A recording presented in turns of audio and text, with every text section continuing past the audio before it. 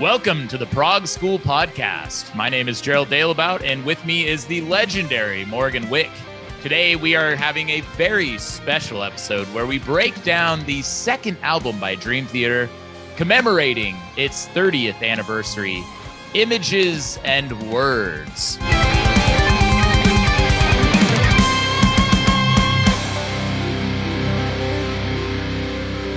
Morgan, how are you doing? Good. You've got to get out of your like trailer voice.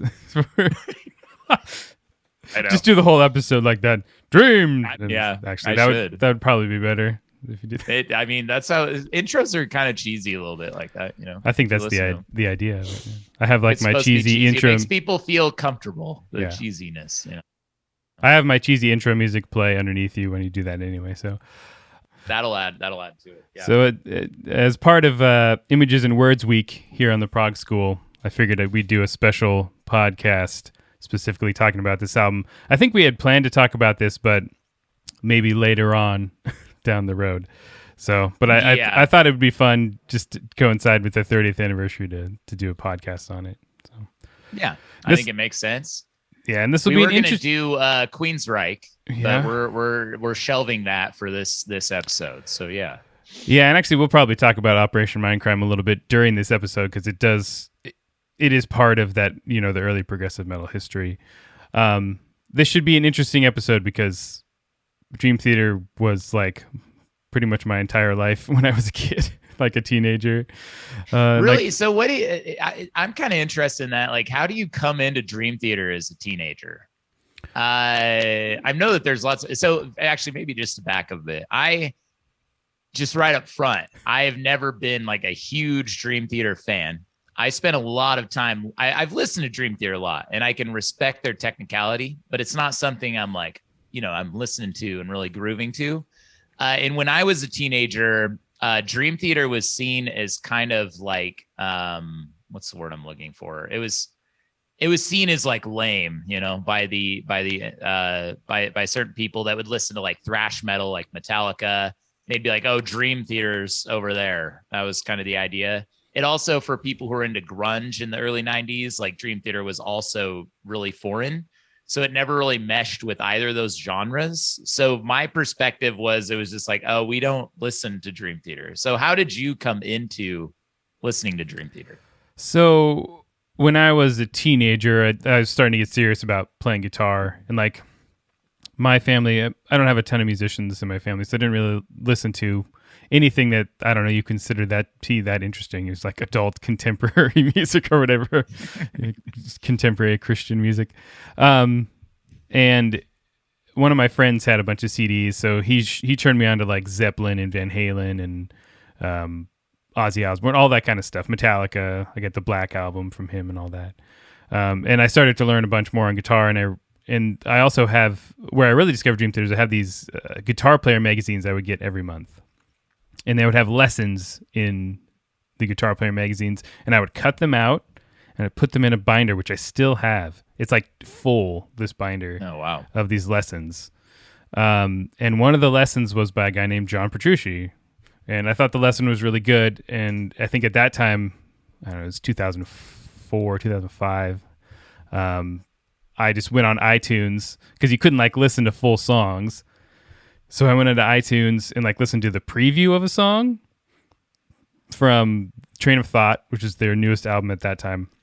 And so then I really liked it. So I was like, oh, sweet. So I bought the album and then I was like hooked from there. So I kind of like discovered it on my own. And now Train of Thought is like very different from this album. That's like a super heavy. It's like Dream Theater's heaviest, most aggressive album probably. Yeah, they definitely pick up a lot more metal. Yeah, later on. And that's like their kind of most shreddy album too, from a guitar perspective. So it made sense that worked for me as a 17-year-old who was wanting to get better at guitar. So from there, I kind of went, I guess, backwards because at that point they didn't have anything newer than that. But I went backwards and listened to all the rest of their albums. I probably downloaded a few of them illegally on LimeWire since that was the thing at the time. I like how we have to talk about that stuff like it was back in the day. It was. It's like how Boomer's like, and then I got the record, or whatever. It was about that way. 17 years ago that I started listening to Dream Theater, like literally half my life ago. So yeah, that is weird. It is back in the day now. So that's how I came to Dream Theater, and I got obsessed. And like my senior year of high school, pretty much all I listened to was Dream Theater. I listened to Dream Theater. Well, I listened to Dream Theater and Symphony X. Those were the two bands. That was like it. That was probably 95% of my music listening for an entire year was just those two bands. Yeah. So, it's interesting coming back to an album like this now as an adult, because like I feel like I can look at this much more objectively than I could have, even 10 years ago, because now as a musician who's matured and I've written a lot of my own music and I've developed all sorts of different kinds of taste, I can look at this and be like, okay, there are certain things that, like back in the day I would have been like, Dream Theater's perfect. They don't, everything's incredible. But now I can look at it and be like, yeah, okay, maybe there's some things that What was Train of Thought your favorite album back then? Or it was. Yeah, it's actually still, Train of Thought is still in my top 3 Dream Theater albums. Yeah. And Images as Words is not my favorite Dream Theater album. It's in my top 5. It's probably like 4 or 5. I haven't like ranked them in my mind for a while, but I just find it interesting. Like if you bring this album up or bring Dream Theater up, and like yesterday I had some guys over and we were just hanging out and drinking beer and stuff, and I said, yeah, I'm going to do this Dream Theater podcast, and the reaction is like, oh, I hate Dream Theater. That's how they react. Really? So like it's weird. So I wonder how much it almost seems like is a necessary aspect of liking Dream Theater is you have to almost be a musician. Like if you're just a lay person that like likes listening to, and these are people from our generation, right? Yeah. So like they would have, when they were in high school, they would have been listening to like Disturbed and Godsmack and that kind of rock.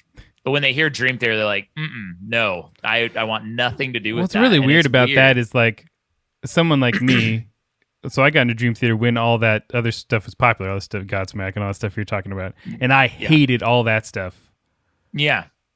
Well, because I knew that because really it's terrible. Well, from a technical perspective, it is not even that. It's just good at all. Like I don't mind some like man rock every once in a while if it's well done, but that's just like a bad example of it, at least in my opinion. But I know. Well, it's pop. That's like pop metal. Yeah. Right. And so Dream Theater is just operating in a totally different place. I mean, so for me, if I listen to Godsmack, it's nostalgic. I'm wondering, I basically make fun of it as I listen to it. Yeah. But for you, this is nostalgic. But you can be like, no, actually, it is good music. Yeah, Dream Theater is quality stuff. Yeah, I'm wondering for you why.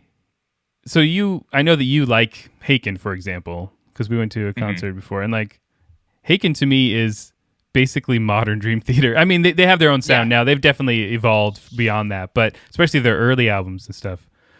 So what is it specifically about Dream Theater that you have a problem, not like have a problem with, but like doesn't work for you?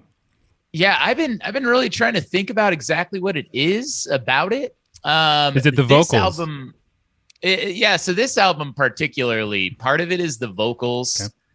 Are a little too intense. That's a pretty common critique of Dream Theater. Well, he goes so high, and you're like, okay, I get it. Like I can respect his range is amazing. It's more the like quality of his voice is too in your face, and it's kind of abrasive to me. Yeah. No, totally. The thing is too, there's some Dream Theater specific songs. I'm like, that is amazing, and it's not just the technical aspect. It's like. The only way that I say this, so like I like Symphony X, and Symphony X is seen like I was reading that some fans of some prog metal fans will say like, oh, Symphony X does Dream Theater better than Dream Theater, like they do the same sound but they like do it better. Some people are saying that. They're very different in my mind. But I guess. Well, they're in. I mean, like you were listening to the same thing. They're definitely adjacent. Right? They've done tours together. But when I listen to Symphony X and I'm riding my bike, I like get a boost of energy. I feel it has balls, is what I say. Sorry, I don't even say on your podcast. It's fine. But Dream Theater is very much more a thinking band. Like it doesn't hit me in my gut. It definitely is something that I can respect intellectually. But then this album specifically, my main issue is I think the time period that it was released. I mean, we're looking at 1991, and when I listen to this album, I hear these other. I feel like it doesn't have its own specific sound. I feel like it draws in these other sort of aesthetics into it. Like "Pull Me Under" sounds very much like a thrash metal song, but then you go to Another Day and it sounds like almost like Journey. You know what I mean? Yeah. And then and it feels, and then even Take the Time has, I mean, even qualities of like with the sax solo, like it reminds me of like a Kenny G kind of an 80s song. You know what I mean? Another Day, yeah. Or sorry, Another Day. Sorry, I don't know why I said Take the Time. And then Take the Time, includes like samples, like hip hop samples at the beginning.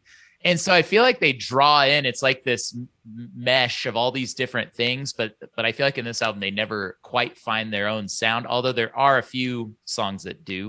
Yeah. So it's all that. It's the aesthetics of it. And then the vocals just never really do it for me. Yeah. Well, there's a couple of things on this album. First of all, it's their second album. It's their first album with James LaBrie singing. So they are still a new band at this point, and it's pretty common for a newer band to still be kind of finding exactly what they are, sound-wise. So that totally makes sense. And I kind of feel that way on certain songs, too. Like, I feel like, oh, maybe this is too much Metallica, or, that kind of thing. Whereas I feel when you get to their later albums, you get a lot less of that. It's more of it feels more like integrated into their own sound. Yes, totally agree. The other thing with my biggest issue with we're just like ripping on the album, but I love this album if anyone's wondering. But my biggest issue with this, and this would actually probably be the band's biggest issue with this, is the production. It feels like it's produced like an 80s glam record. Yes. And that's not what Dream Theater wanted. So there was a big issue with the producer of the album. What's his name? I brought it up here. David Prater was the producer, and him and Mike Portnoy, specifically the drummer, fought a ton on the drum sounds, and they ended up using these drum samples specifically for the kick and the snare that are like totally 80s samples. And Mike Portnoy has said many times that he absolutely hates the sound of the drums on Images and Words, and I'd have to agree. And so after this album, he really took charge. Portnoy took charge on the drum production. So like what? And wasn't there a point where the producer like locked Portnoy in the room? And, like, there was something like that too. Out and like trapped him. And he's like, play these beats. Yeah. Mike Portnoy is great, but he's a very like opinionated and outgoing person. So I can see him clashing with someone like that. And there's also some guitar sounds too. Like I guess John Petrucci, I saw an interview saying that they made him use like some sort of weird digital thing at the time for like the clean guitar sounds on some of them. I can't remember exactly what the thing was. So you get kind of that like, I don't know, the clean guitar sound I'm talking about that sounds very like 80s-esque. That's what I like at the beginning of, are you talking about like beginning of Pull Me Under? Yeah. Although that has, that's not clean, I guess. But yeah, I know what you're talking about. Yeah, so like there was, the thing is, they're a younger band working for a record company at the time, and it's like they didn't have a lot of say on this kind of stuff in some cases. Right. So as you get later, that stuff goes away. Even by the next album, Awake, you get rid of all those bad drum samples and guitar sounds are like they're better already by the next album. So, and then like the last couple albums with Portnoy specifically, the drums are some of the best drum sounds I've ever heard. So I don't know. It's one of those things. I think it was just a part of what happened at the time, Do you feel like from a playing perspective for Portnoy on this album? I mean, obviously he's amazing. He's like one of the best drummers it's ever. That's the thing is like, I think the playing is great all around. Yeah. Like I think the drum, specifically the snare drum to me at least, it does take away from the sound overall in parts, but he's still playing everything really well, and the parts he's written are really good. Do you kind of feel like they overdo it on the blast beats a little bit on this? I feel like there's parts where songs should kind of open up and allow it to breathe, and it feels like it's really Well, there aren't really actual blast beats on this album because that's not what Dream. Right. Well, like just double. We're talking about like double kick in general. Steady double kick. Yeah, I guess not blast beat, but yeah. Yeah. I feel like, and I think once again, I think your issue with that could be the sound of the kick itself. Yeah, because, now that you say it, it does sound because you mentioned Symphony X, and we've talked about Haken. Both of those bands, I think, use way more double kick than Dream Theater does. Oh yeah, especially I don't have an issue with double kick. Especially because it might be the character of the sound that I don't. Yeah, it's kind of it has that really sort of, I guess I don't know, like a poppy sound, like not like a musical poppy sound, but like a high end sort of that you get from samples. And the thing is, like, samples back then weren't as good as they are now. I mean, every hard rock and metal album you've ever heard in the last 20 years uses samples. But like they've gotten a lot better at making them sound natural and integrating them better. Here it feels like kind of overt. So maybe to shift to sort of what this album does right. Too, is that obviously this album is pretty essential to prog metal. It's like the quintessential prog metal album. Do you know, would you say there's any bands before this? Is there any albums before this album or songs that you would classify as prog metal? Oh yeah. The two big ones that most people talk about are Operation Mindcrime by Queensryche and then Perfect Symmetry by Fate's Warning. Those were 88 and 89. Right. And Queensryche is still pretty big, but Dream Theater are kind of the poster boys for progressive metal at this point. Like, they are by far the biggest progressive metal band. Like, I was curious because I looked up on Spotify, like, who's got the most monthly listens of progressive metal bands. So I did all different kinds. I typed in, Opeth and Mastodon and some newer bands like Periphery and ones that are popular now, Animals as Leaders. And Dream Theater has more monthly listeners than all of those by quite a bit. Oh. So Dream Theater is the biggest progressive metal band, and they have been since this album pretty much. Yeah. I don't think they were the first. I'd probably maybe give that to Queensryche or some of these other bands. Or even some of the, like, one of the Megadeth albums and Metallica and Justice for All and Megadeth Rust in Peace. Those are both very like progressive thrash metal albums. So, I wouldn't call this progressive metal, but they definitely like delve a little bit more into the complexity side of things. But this is the first huge, well, besides, okay, so Operation Mindcrime was probably the first big seminal progressive metal album, but this Images and Words is the next one. And I think it's even bigger. Well, the thing, people, they say like this is the great triumvirate. I don't know what they call it, but of Fate's Warning, Queensryche, and Dream Theater. Yeah. But to me, when I listen to those bands, Queensryche and Fate's Warning, they have that very 80s sort of a thrashier or a new wave British heavy metal sound. And Dream Theater to me is in a whole different category. I would agree. And I think it's because they include more classical prog elements, and it definitely breaks away from that 80s thrash sound. They're incorporating a lot more Rush and a lot more sort of gentle giant vibe. They have a lot more like classic 70s prog on this, and they also bring in other genres. Like I was saying, like some of the vocals sound very glam rock or very even Journey-esque, which you get with what's his name, Jeff Tate, Queensryche. You get that with Jeff Tate, but it seems like the genre that he's in is more narrow. Dream Theater really broadens out and is incorporating a lot of different sounds. Yep. And so I know that's a negative I said before, but it's also a positive, is that they really were experimental and really breaking a lot of boundaries. Yeah, and that's why it makes sense that people wouldn't like this album as much, because it definitely does do a lot more experimenting. And I think about pretty much any modern progressive metal band, at least most of the big ones, will cite Dream Theater as like a massive influence of some kind. Even bands that you wouldn't like expect, on the really heavy side of things too. So I think the eclecticism of what they were doing transferred, to a lot of things in the future. And the other thing to keep in mind is they found James LaBrie for the vocals, right the year before this album. And they went on a long search for him.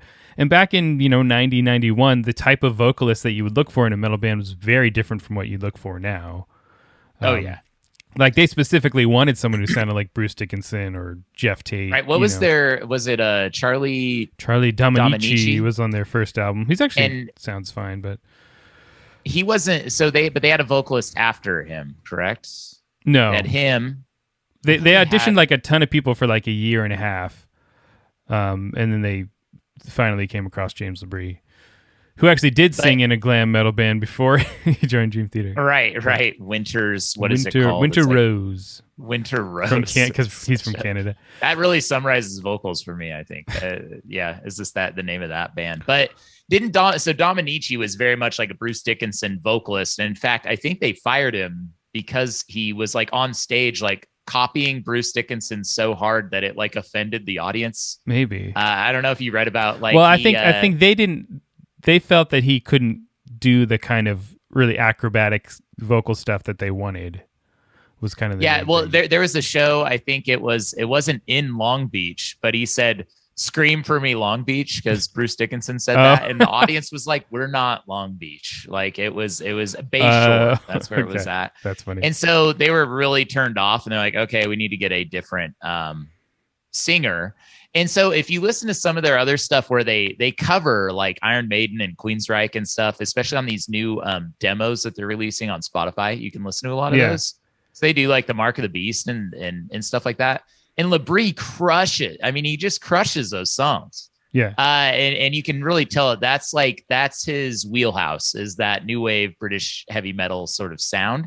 But he definitely takes it to like another level. I mean, the vocal. This is what I always tell people. It's like, whatever you think about the tone of James LaBrie's voice. Like, I understand if people don't like it, but especially on these like early Dream Theater albums, the vocal parts are absolutely ridiculous. Like, so high and really just athletic. It's kind of like, just like all the instrumental parts are really athletic and technical. It's very much along those lines. It was an acquired taste for me, his voice. But I love the music so much and the instrumental part so much that I eventually just grew to like his voice. It was basically the same thing that happened to me with harsh metal vocals. Like I hated screaming and growling so much at first. Then I listened to some albums where I loved the instrumentals so much that eventually I came to love that kind of. I think people say about Rush as well, like Geddy Lee's voice. Yeah, I think it's a very similar to a lay music listener. I totally agree. I mean, start to like it. I would say that's a very similar kind of a thing is Geddy Lee's voice, because it's very unusual tone to his voice. Yeah, and like the instrumental stuff brings you in, and the cool long songs bring you in, and eventually you come to appreciate his voice. So that's exactly what happened to me with James LaBrie. So, but if people say they don't like it, I totally get it. Like it's not exactly, there are some voices that are just more pleasing to more people in general. So that doesn't, it doesn't bother me if people say that, because I totally get it. One thing also, if you didn't know, in 1995, James LaBrie had a major, he had a bout of food poisoning, which caused a major vocal rupture in his voice. And so it's amazing that he can even still sing at all. But like after that incident, you can look and like the albums after that, like you lose a lot of the really high vocal stuff, and it starts to, because he has a hard time doing it, after that, because of that vocal rupture. So do you think that was kind of good though, in a way? Maybe. I mean, my favorite Dream Theater albums are from Scenes from Memory to Octavarium, which is 99 to 2005. That's where I kind of think they got heavier and then started to,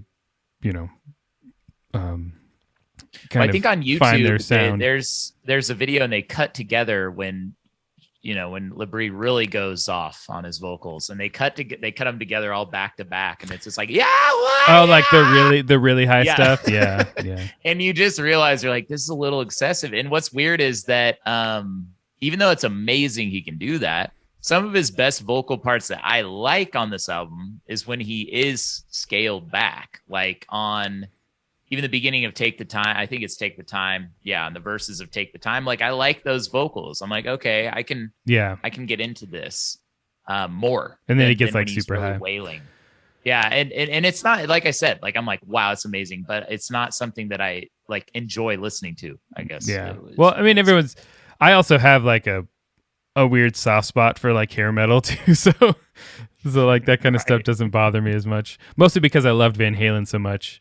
From a guitar playing perspective, like I have no problems with, like, I understand what it is, but like I have no problem listening to like glam metal. It doesn't bother me, like it would for a lot of people. Yeah, I think the other interesting thing about this album is it comes out right when grunge is like taking off. Yeah, and the fact that this was able to be successful is pretty amazing, honestly.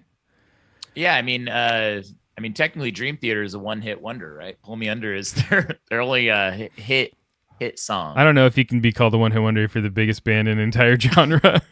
Well, I just mean hit in the sense that it cracked the Billboard. Well, actually, no, a couple of their later albums, I want to say Black Clouds and Silver Linings, which was in 2009. I think that one actually cracked the top 10.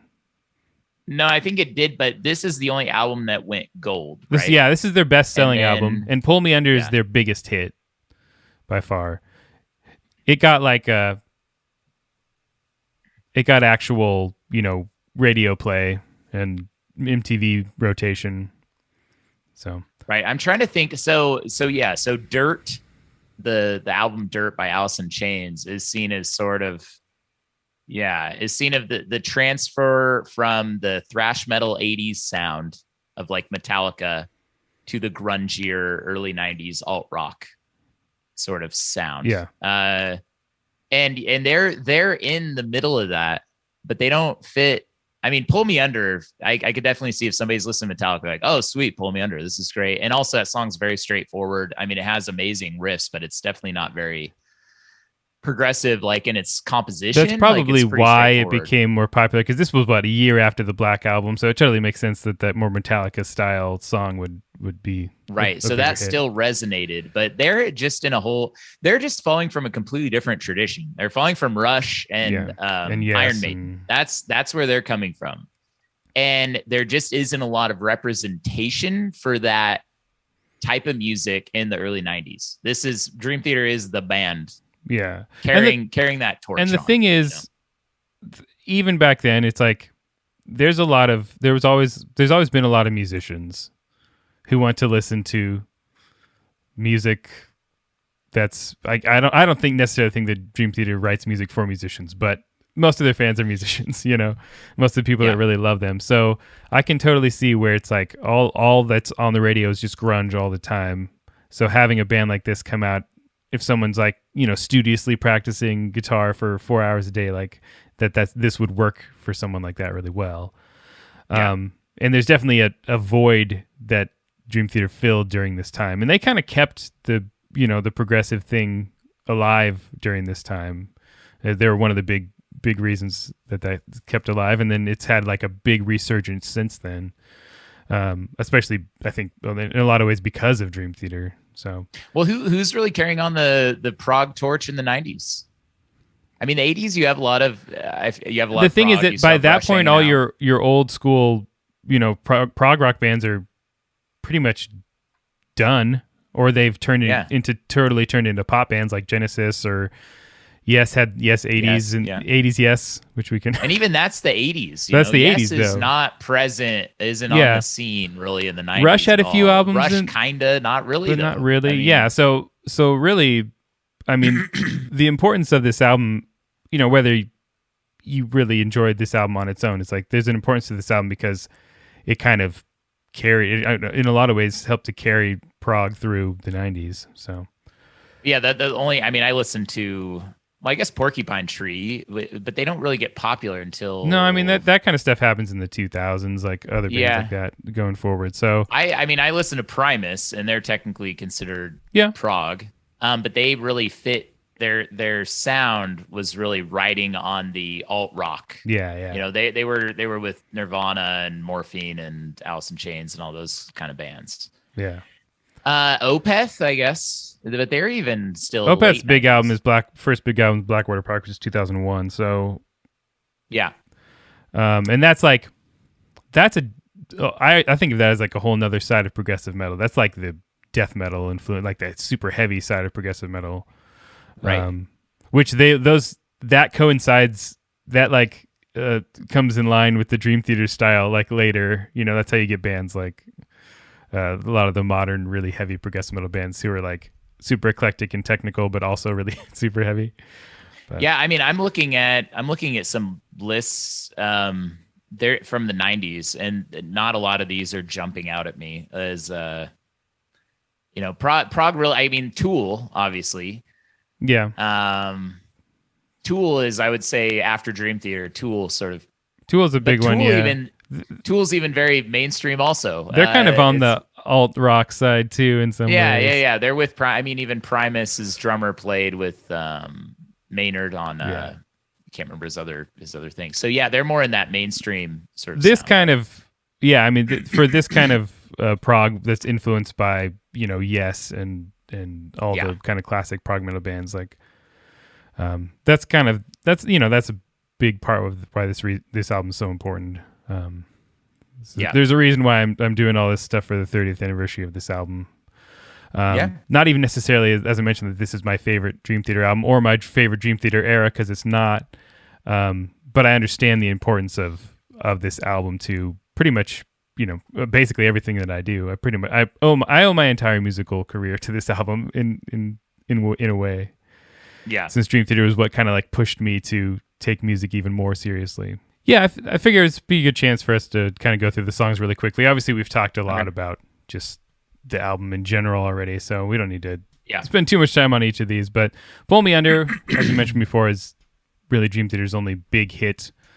I think their only song that ever got like a top 10 on the charts and had a popular music video back when MTV was a thing.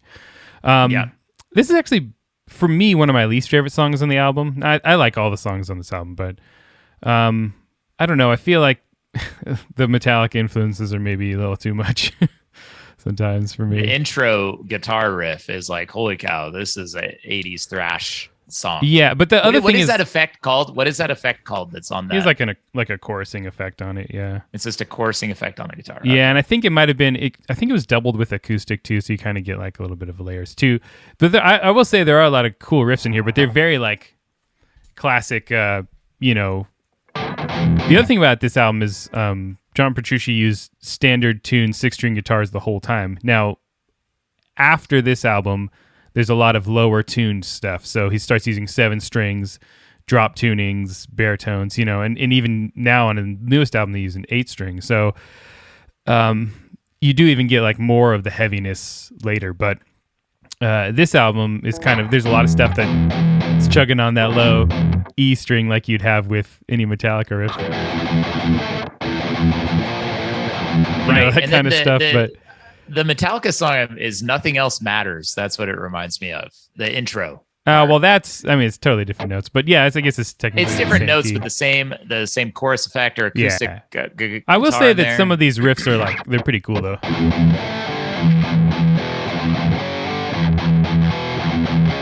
No, this is their most palatable song. It's easiest to listen to and enjoy for that. Like if you're going to introduce somebody to Dream Theater, you'd be like, listen to Pull Me Under. Yeah. I mean, that wouldn't be what I would tell people to listen to, but it's an option. Well, I guess what I mean is if it was somebody who you're talking to and they're like, yeah, I love, Nirvana and Metallica, you'd be like, oh, yeah. Well, this is like a gateway song to, I suppose back then, more complex stuff. And there are some other newer Dream Theater songs that are very Metallica influenced that are like, I think even more probably palatable. I don't know. There's cool chords in here. Gave your old prog rock power chord.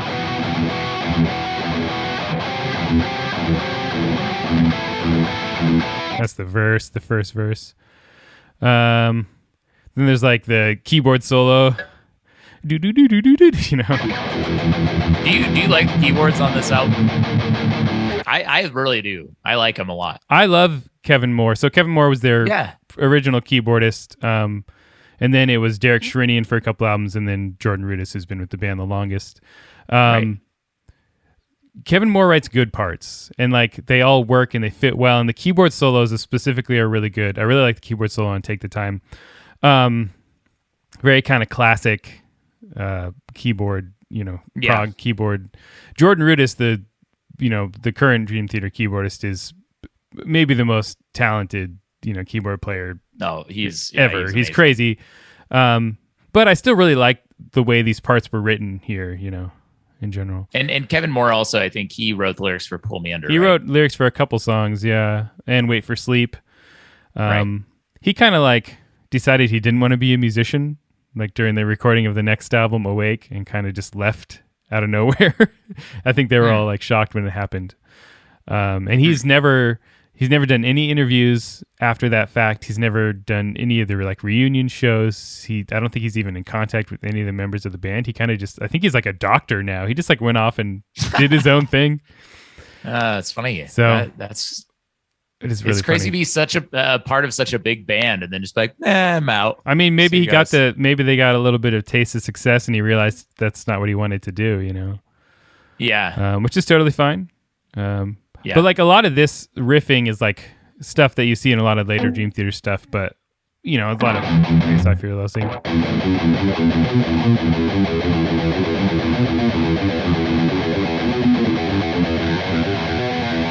That kind of like stuff. Yeah. And then I lyrically, as far as like what Kevin Moore wrote, like lyrically on this, this song is basically about death, right? And doesn't it? Yeah. It's basically about Hamlet.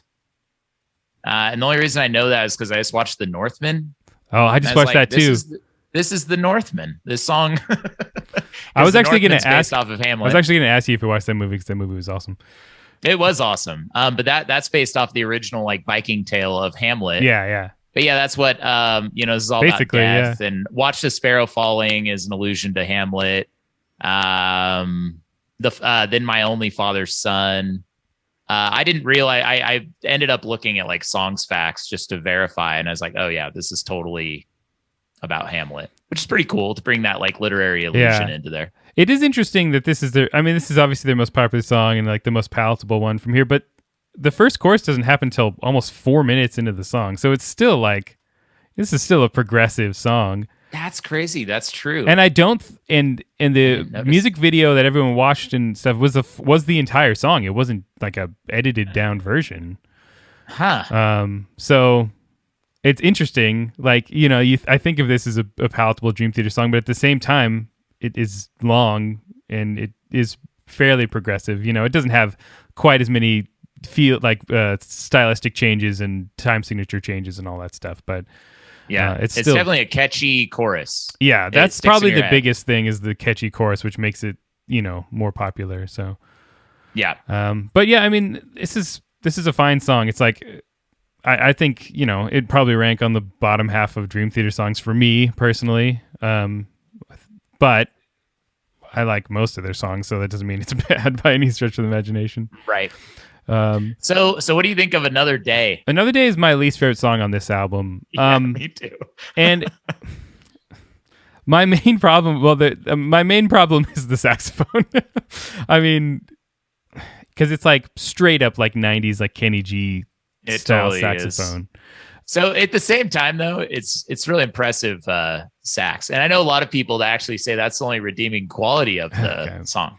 I think it's. I actually love saxophone in the right context done right. Like I more prefer like the modern jazz kind of crazy fusion-esque kind of saxophone soloing. This soprano sax stuff is like he's a great player, and the solo itself is fine. It's just the tone of it doesn't. Yeah, it's totally just so chill, Kenny G style. Like I can see the lights and it was kind of annoying to me. Spotlight on the sax player. Kind of, he's just like, yeah. And what's kind of annoying to me is, I feel like those should have just been like more guitar solos or more like another keyboard solo, because the guitar solo on this song is awesome. It is sick. It's really good. I'll have to show you this video. There's a guy who did like his version of this guitar solo, and he also like played through the chorus and over the sax solo. It's one of the most insane things I've ever seen. But yeah, and this is like, I want to say that this song they were kind of forced to put another commercial song on the album, and that this is the song that came about. Do they have songs like Another Day? I'm trying, you know more about. Oh yeah, there's all kinds of ballads. I mean, Dream Theater is a lot of ballads, but they're different. You know, probably their quintessential ballad is The Spirit Carries On from Metropolis Part 2, which is like much more of a grand Pink Floyd-ish type ballad, which is really good. That's what I was going to say. You were saying that they were still trying to find their sound. I feel like that song, even though it's an awesome song, it sounds just like Pink Floyd. Like the chords, the like singing, it's so Pink Floyd-esque. Yeah. Yeah. It's still an awesome song. It's got tons of tinges of their own sound, though, especially like the solo. Yeah. But and that kind of fits within Metropolis Part 2 is a whole nother thing, you know, that fits in the concept of a grand concept album and all that. So, but this, I don't know, Another Day, it's fine. It's like, it's well performed, and the singing, like the vocals are crazy high. It's just kind of, it's not so outrageous. Like you can't even hardly understand it. He's just, he's so there's one or two notes in particular that are like ridiculously high. Yeah, it does sound. Don't you think it really smacks of Journey, right? There is some of that kind of influence in there. Yeah, which isn't really surprising. I mean, these guys listen to all different kinds of music, so yeah. So let's talk about Take the Time. I like this song. This is one of my favorite ones off the album. I always think of this as like a really fun song. Yeah, it's just like, it's super energetic. It's got the like weird quirkiness and all the crazy parts, but it's just fun, you know, in general. Yeah, the like voice samples. It has like Frank Zappa, Public Enemy, are all the different that just seems weird to throw that in there, but it's cool. Like, well, Mike Portnoy at the time was really into that early rap. Yeah, and hip hop. So I think he wanted to try to incorporate a little bit of that in there, you know? Yeah. But you have a lot of these kind of like, I don't know if it call them swinging rhythms, but the you know, like the triplet kind of bass rhythms. Well, and the keyboard rips on this song. Like, what do you, at the early 90s, that sound, that keyboard sound, if you had a keyboard in your band, which wasn't popular in the early 90s, it was all guitar driven rock, right? But it had that sound. What do you call that exactly? I'm not sure exactly. I mean, a lot of it was just like synth sounds, but they were of the time, you know. Technology has changed a lot as it goes along. So, because when I listen to it, the only reference I have is that the video game Metal Slug relies almost entirely on that type of keyboard. I mean, sound. those type of those type of sounds work in the video. We've talked about this before. Like, video game composers and stuff were very much in line with this kind of music. Well, Dream Theater aren't they the most popular in Japan? Especially back in 92 and stuff. Yes, for sure. Not anymore. Now it's the entire world pretty much. But they had a huge. I mean, they have a live album that's in Japan, right? Or they had a live album in '93 in Japan, so they ended up touring over there pretty soon after the release of Images and Words, because it really took off over there. Right. Because the Japanese they really like this kind of music.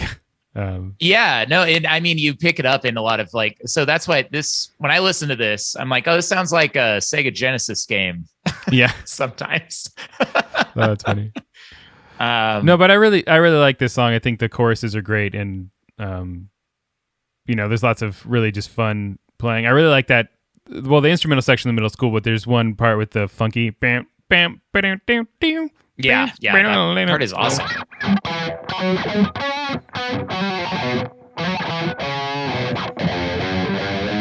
Are you sight reading it right now? Yep.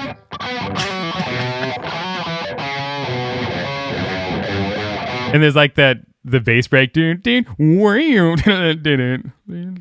no, John Young. He's so underrated, man. He's an amazing bass player. He gets. I feel like he doesn't get enough credit. He doesn't get enough credit, and unfortunately, on some of the newer albums, he gets pushed way too far down in the mix too. But not here. I mean, you can definitely tell exactly what's going on. Yeah. And then lyrically, they all wrote a verse of this. Yeah, which is just interesting. Like reflecting on their history, going through different lead singers and all that. Usually, Dream Theater, it's like one person writes one song, for lyrics. Yeah. So it's a little bit weird that they all wrote on this. And also the other thing I thought was interesting on this album, I didn't realize till I looked at who wrote the vocals or the lyrics, is that Mike Portnoy didn't write almost anything on this album lyrically, whereas on later albums he was one of the main lyricists. So maybe at this point he hadn't started writing vocals or lyrics. Yeah, that's interesting. So, but yeah, no, this is a great song. It's one of my favorite ones on this album. The other thing I'd say about music, they made a music video for this and did an edit, and it's terrible. I didn't watch that. They did like the classic. YouTube? I mean, you've seen the Cockroach King video. That's the edit that cuts out like all the best parts of the song. Yeah, that's basically what the Take the Time music video is. It's like shortened. It's shortened down to like 5 minutes, and it cuts out like all the really cool stuff. I know my favorite part of this is like about 2/3 of the way through the song, just all the insanity that goes on. Yeah, most of that gets cut in like the edit. Oh, that's sad. That's same with I'm glad that Cockroach King. Yeah, I'm glad that doesn't happen as much anymore, like radio edits of things, because the radio isn't a thing anymore, really. Yeah, no. It's like this song like this is intended to be played like in its entirety. It doesn't make any sense if you chop it up. Yeah. So Take the Time. I love the guitar solos at the end too. It's some cool like slide guitar and stuff. Yeah, it kind of slows down at the end. Yeah. And like live, they would extend that. They would extend that solo out, and Petrucci would just kind of like rip, for a couple minutes. So what do you think of Surrounded? This to me, whereas Another Day is a ballad that is my least favorite on the album, that I don't care for as much. This is the ballad that I do like on this album. I really like the different. It has a couple very different, distinct kind of sections and moods that it goes between, and I really like the verse rhythm that happens like once the full band kicks in, which is in 9/4. That's really fun. I understand there might be a sound. And you probably have a problem with like some of the cheesy element of this, but because I know you. But what is the mode? Like, what is this in? This is what mostly like major, honestly, like G major. So is that why? Maybe you know more. I don't know. So yeah, this song, I'm like, wow, it's amazing they can play it. But I feel like all I see is like never ending story. Like you're flying through the sky and like rainbows. Like I see a Trapper Keeper binder when I listen to this. Well, I've never watched the Never Ending Story, so there you go. Well, I see totally 80s neon, rainbows, unicorns, that kind of stuff. Yeah. I wonder if that's more to do with the production and the sound than it is the actual song, but I think it's the mode. I think it's that major mode. Yeah, I kind of like that Dream Theater's not afraid to do major stuff sometimes though, because it gets so like not used, Well, frankly, I think because of mainstream music steers away from this kind of mode, I have been socially conditioned to not like it, even though it's good. Well, I mean, almost all of your pop music is in major scales in the major scale. Well, but so what is it that's different from this? I mean, I'm thinking, okay, so, I loved early 90s, even though I didn't grow up in the early 90s. I loved all that music, but Alice in Chains is not going to play song that even has remotely this scale, maybe for you, it's the combination of the rock element and major. You know what I mean? Like you hear distorted guitars playing, like that. Maybe that's the thing that doesn't work for you. It's not the band's fault. It's my fault. Yeah, it's your fault. I just hear it and I'm like, that's not for me. And it's just because I've been brainwashed by music to not prefer it. And so I try to open myself up and be like, okay, I'll try to appreciate this. I'll do the classic prog thing. You're an uneducated. I am a completely uneducated. Like I'm just like, what makes me feel good? You don't me feel good. You don't get it. You just don't get it because you're not smart enough to. No. I know, seriously. Well, it's true. I'm not musically educated, so I don't appreciate it in the way that you do. Yeah. And that's what's in. I guess that's what's interesting. I think this song is fun. And I really like the guitar solo. It's a specific delay effect he uses that makes it sound like really fast. And then there's some crazy vocals on here. I always really like that line. You probably hate this part, but light to dark, dark to light. Actually, I like that part because it goes cool. Up and down. Okay, you do like that part. I appreciated that part. I have to admit. Yeah. Anyway, it's a fun. I think this is a better representation of this side of Dream Theater than Another Day is. Personally. Another Day feels very forced. Yeah, and I don't necessarily have a problem with that song. It's just I think it's not as good as the other songs on the album. So yeah, and that brings us to one of the big ones, Metropolis. Yeah, this song is awesome. This is probably Dream Theater's most important song. Yeah, I think this is my favorite song on the album. Okay. Actually, interesting. It's actually kind of right in the middle for me. Really, I have some issues with the structure of this, but it's a classic Dream Theater song, and there's so many cool parts to it. And it's also spawned Metropolis Part 2, which is my favorite Dream Theater album. So, I feel like this song needs a few more things to kind of like connect it together. It feels like maybe too all over the place to me. But one thing I do love the energy of this song.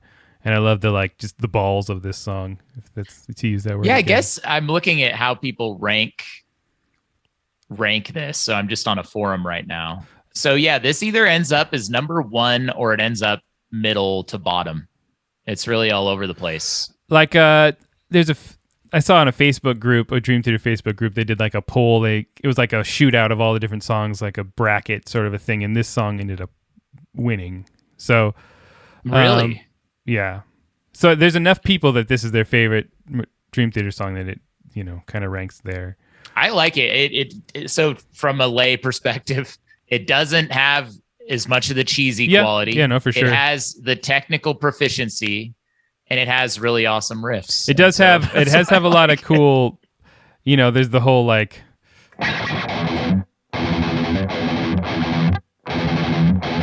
like those kind of like chugging stuff, those patterns. Yeah. There. Once again, it's more just like low E, but this feels less Metallica than Pull Me Under.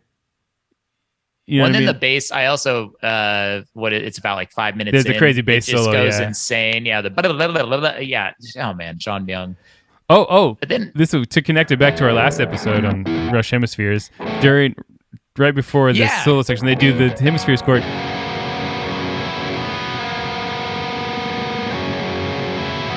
Like right before the. But isn't there another? I thought on this album somewhere there's another throwback to Rush. Like they actually play a riff, but now, gosh, now maybe. But that chord happens, right in the middle of the song, which is great. But yeah, no, there's crazy playing on this, like all those like guitar keyboard unisons. I'm not gonna even attempt to try to play some of them. The whole back half of this song. I really like nuts. I'm start reading this. Right.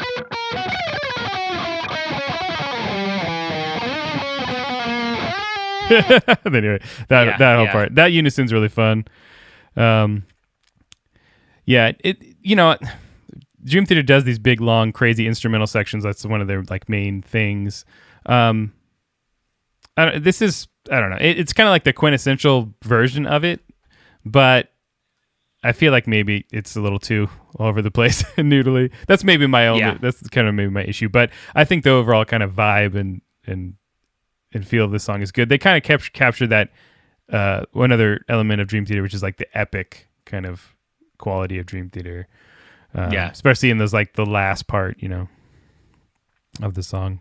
And the vocals are super intense and high, but they're different than they are on like Another Day, Yeah. I think for me, it's just the instrumental proficiency there at the back half of the song. Oh, yeah. I mean, I added this to I have kind of a Prog, I have a few different Prog playlists. And I was like, this is going on there. You like things that are you like things that are super energetic, it seems like. Yeah, more aggressive. And this is definitely more on that side of things. Yeah, I could show this to my typical friends and they'd be like, that is crazy, and they would appreciate it. They wouldn't appreciate Surrounded, wouldn't appreciate Another Day. That's what even Take the Time would be tricky. I think and then Pull Me Under, if I was living in 1993, my friends would appreciate it. Not it just sounds so much early 90s that I don't think it would have as much. That's why you need to rock some Train of Thought. I know. And I do like that album too. Yeah. I remember you showing that to me back in the day. I also remember those Petrucci videos where where he's talking about his setup. Oh man. The he's like, this controls the rotation. Yeah, the fake sun. What do they call those? I can't remember. Those were super popular. They're still on YouTube somewhere. Voice dub. Yeah, they're the old, voice but dub. They're so funny because it is true. Like his setup is outrageous. And this one controls the temperature of the sun. Yeah, that's what it was. All my guitars were hand painted by Michelangelo. Those videos are great. Oh man, they were done by a guy. Adam02 was his name. You can still find him on YouTube. I don't know if they're the original videos. But... Oh, those are hilarious. Those are still funny. I don't care. So then you're doing an episode on Under. No, I'm not doing an episode actually. By the time that this podcast comes out, my full cover of Under a Glass Moon will already be out. The entire song. So why'd you pick this song? Is this your favorite song? Well, no, I was asked to do a collaboration video of this song, and so I figured I'd just make a version of just me playing along with the original album stems. So I ended up with all the album stems. So what I was able to do was put it together without the guitars. And so I essentially just replaced Petrucci on, like, literally did his parts almost as exact as I could. And this is a good one to cover for guitar. This is the most popular, most covered Dream Theater guitar solo by far. Is it? Okay. Yeah. This is considered to be, by most people, his best guitar solo. I don't know if I would say that, but it's definitely up there. Right, because this starts at 4. Yeah, and it's just got so many cool licks. Didn't he just get they just got their first Grammy, right? Like 2021 for The Alien? Yeah. And I listened to that before this, and I was like, man, this solo, it's just like a 5-minute guitar solo. That's all.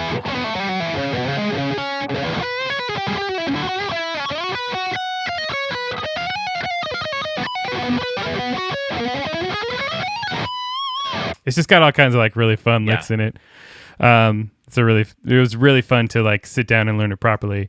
Anyway, so great song. I think this for me, this is kind of in the same vein as Pull Me Under. Is it's more like a more straightforward and more aggressive, but I like this a whole lot better than Pull Me Under. Than Pull Me Under, yeah.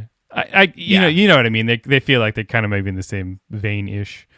No, it's more straightforward, but it definitely showcases their technical proficiency in this song more so than Pull Me Under. And I think it's really it's like super energetic again and really kind of goes I feel like this. Would you say this? This song in Metropolis to me sort of get more to the core of their sound later on, as far as how they play on later albums. Well, certain albums, yeah, because like Dream Theater does different things. They will purposely do a heavy album like Train of Thought, and then their next one will be much more on like the lighter side of things. So, or they might have albums that do a lot of both.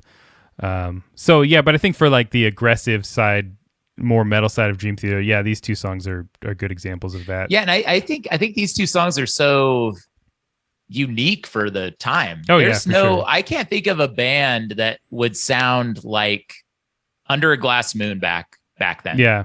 I mean, the vocals have very Bruce Dickinson-esque vocals. Yeah. But the overall sound is like there's nobody playing that at that point. Even the other, Queensryche is not playing stuff that sounds like this.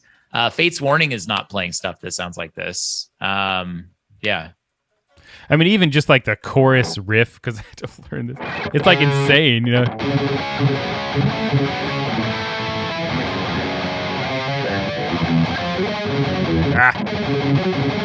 don't even remember how the rest of it goes, but like, it's like so much like fast riffing just underneath the chorus, where normally you feel like you just have like chords, kind of. Right. Out. And there's the whole instrumental part in the middle. It's 11/8.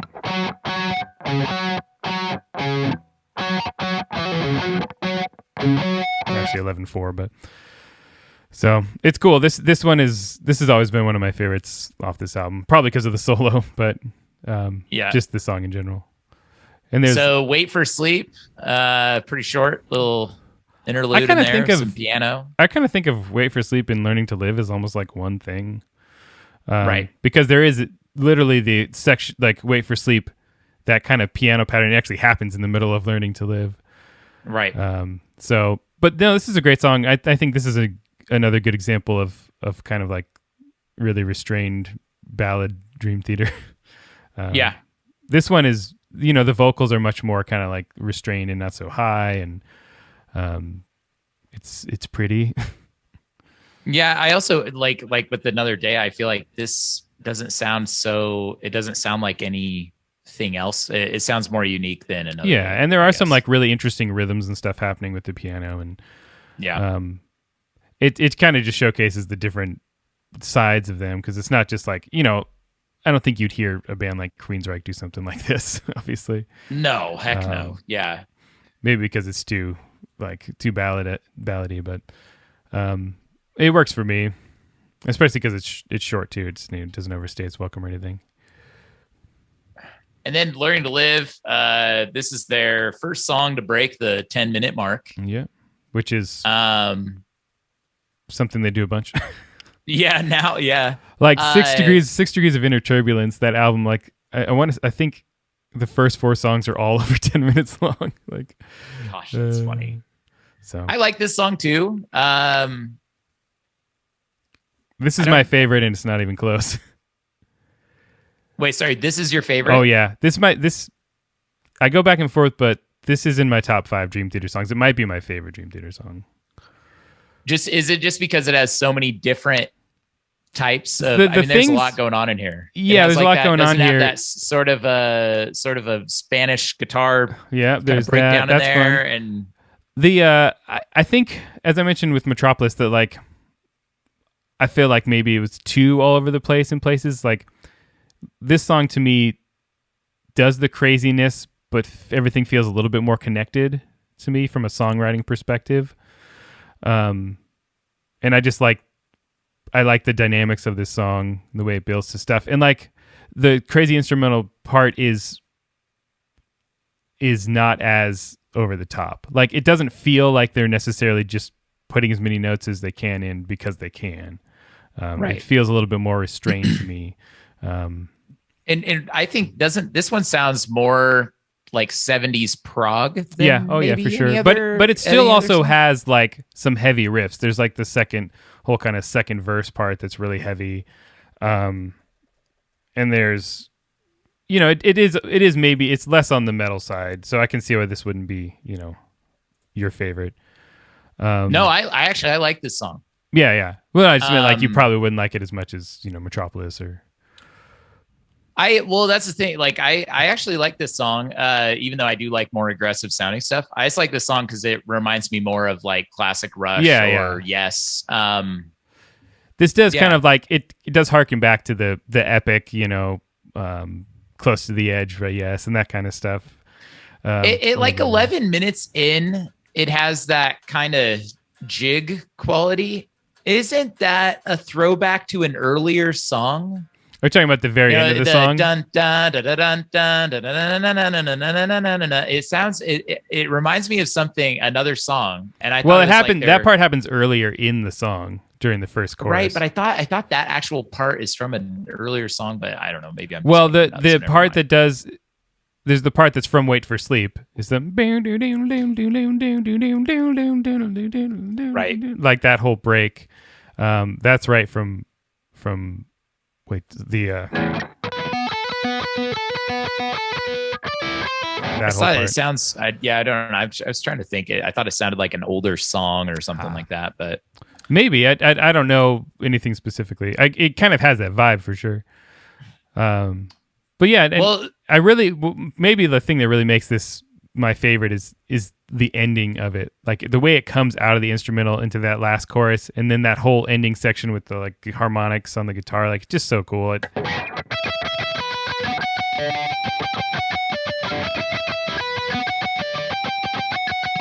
Like that whole stuff, just right. It's just fun. It feels like this song to me kind of captures all the different things that I like about Dream Theater. It has some of the heaviness, it has the epicness, it has the technicality, but I think it's wrapped up in a song overall that sounds good. Is well written. So, so this would be your number one Well, I'm doing a What's your ranking. number two? I'm doing a ranking video with my other Okay, I friend won't give here it soon, away. so you don't make me rank them here. But I gave Well, away. I for gave away me- which was my favorite already here. So For me, I think it's Metropolis, Take the Time, Learning to Live, Under a Glass Moon, Pull Me Under, and then all the slow songs. that's actually probably. You say that you not the biggest fan of this album in general, but that would be a pretty common ranking, honestly.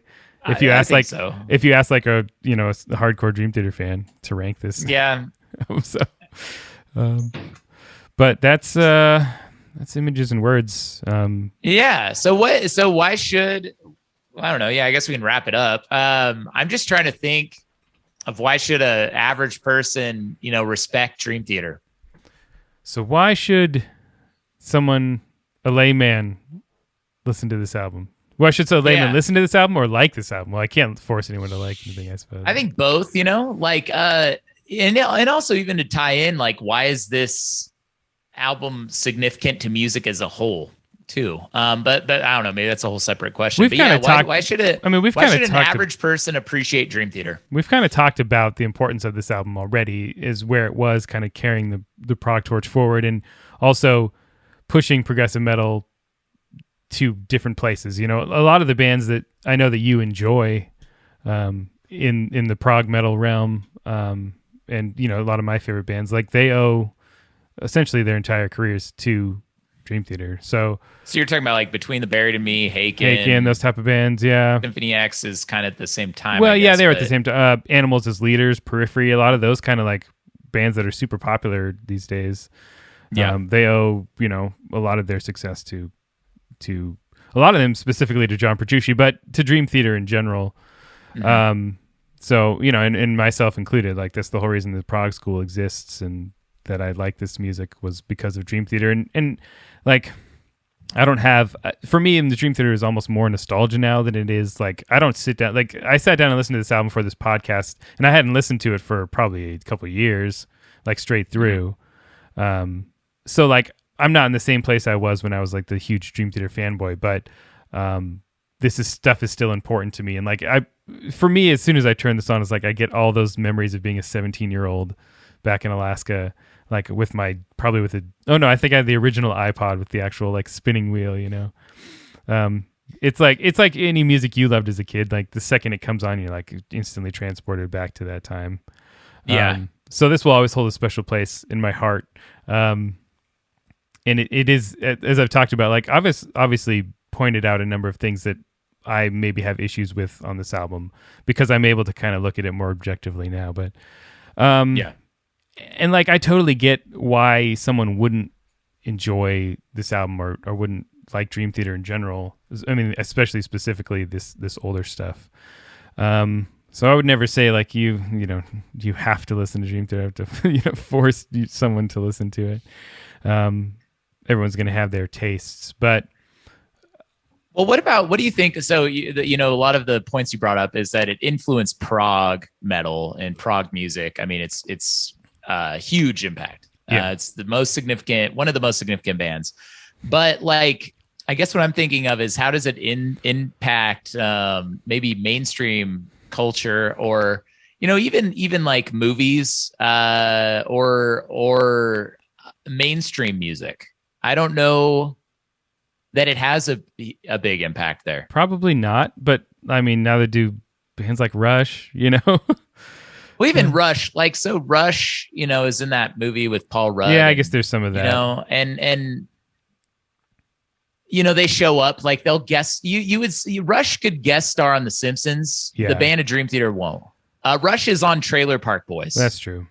But that's because that's Canadian. Dream Theater is not. And I guess that's what I mean is that Rush can kind of play this like, okay, they have like a cult following. Yeah.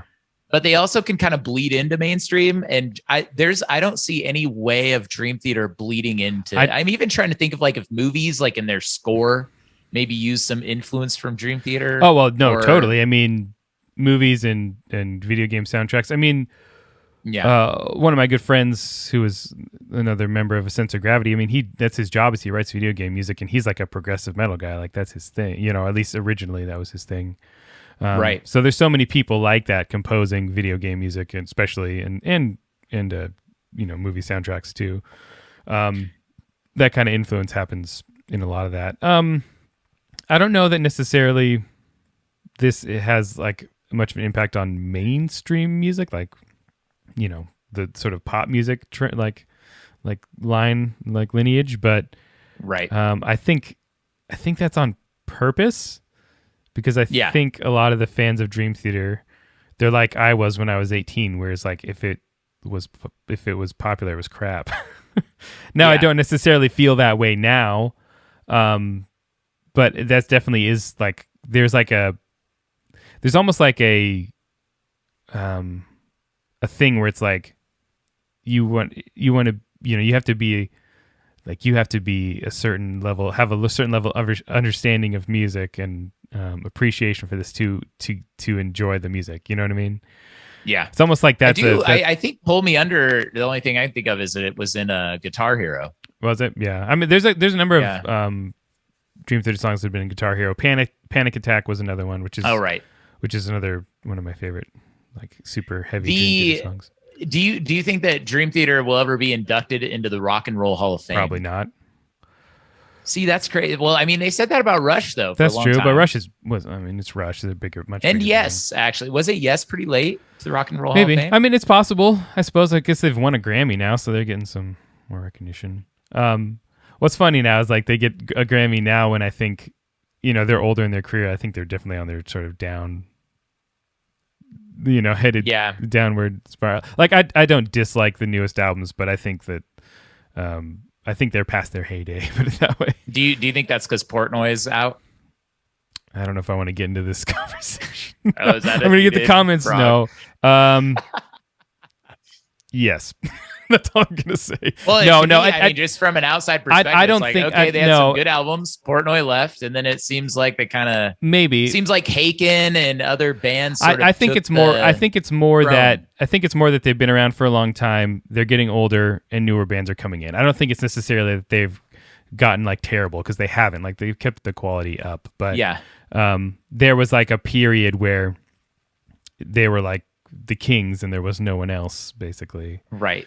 So, and that's kind of when I first started listening to them, was during that sort of period. So, well, that's so if we take like Rock and Roll Hall of Fame, like, okay, so let's see, this album came out in 1992. We talked the Yes. What's the album that we did on the podcast? Fragile? The popular.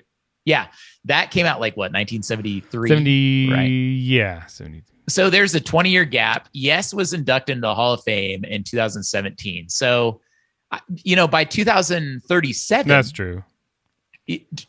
People might look back and be like, "Oh my gosh, Dream Theater, that really had an impact. We missed it." Back in the day, we'll be in the midst of the apocalypse by then. So, yeah, once society's broken down and the streets are run by gangs and of different prog metal affiliations. You have different camps to be like fighting. Like West Side Story with prog metal. I want to see that. Yeah. West Side Story with Dream Theater songs. Yeah. No, and I would say they are theatrical in that sense. Actually, sure. Like I could see a musical with Dream Theater. Well, I mean, technically they wrote a musical, or like a. Oh, there you go. Called The Astonishing, which is by far my least favorite Dream Theater album. Right. It's not very good. At least Well, yeah. I mean, that's the thing. I feel like I attacked Dream Theater. And whatever. If people, I also feel like I didn't really defend it that much, but I like Dream Theater. I like listening. There's a lot of songs I really enjoy. It's just not like at a core level. It's not my cup of tea. Yeah. But I also at the same time can be like, holy cow, if this band didn't exist, things would be significantly different. Oh yeah, for sure. And a lot of bands that I love wouldn't exist. Yep. Just what they did in 1992 to include so many different genres and really bring it together and make something new. Even if they're not commercially successful, their impact is significant. Yeah, no, for sure. I would understand. 100% agree with that. And, it is, I think it is important if you're a fan of music to understand like the albums that are in bands that are important, even if you don't like the sound of it specifically. Like there's a lot of things like that for me too, where it'd be like, I understand that this is an important thing that really changed music, but I don't like it personally. You know, and I think for someone, if they want to listen to this album, if they've never listened to Dream Theater, it's good to view it through the lens of the time period if you can, you know, because I think that's a good way to view a lot of music, especially older music. Because I think with modern ears, with production and the way that the sounds have changed now, it's like if you've never listened to this, it can be hard to listen to it and not hear that stuff. But if you understand the type of vocalist that these bands wanted at the time, the type of production that you had with the, you know, drum sounds and all that, if you can kind of put that aside and focus on the songs themselves, I think there's a lot here for people. Yeah.